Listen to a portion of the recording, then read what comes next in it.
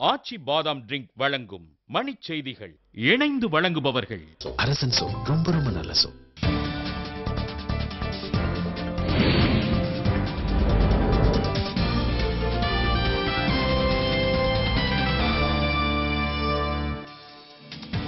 Spectrum வழக்கு வளையத்தில் இருந்து திமுக வெளியே வரும் என முதலமைச்சர் கருணாநிதி கருத்து.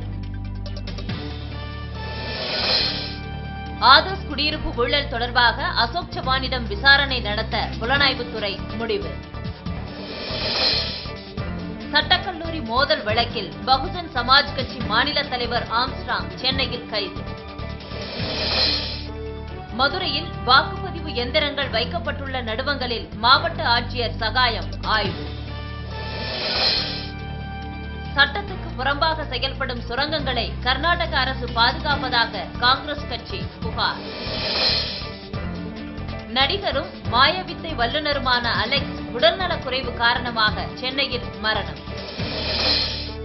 மேற்கு வங்கத்தில் தொழில்துறை நசிவடைந்ததற்கு இடதுசாரிகளே காரணம் மம்தா பானர்ஜி குற்றச்சாட்டு.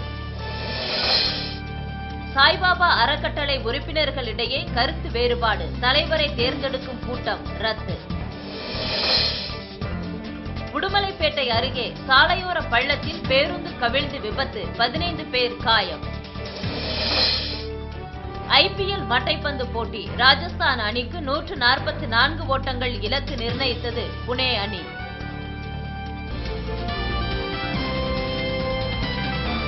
மண் செய்திகள் வழங்கியவர்கள் இணைந்து வழங்கியவர்கள் அரசன் சோப். ரொம்ப ரொம்ப நல்ல சோப்.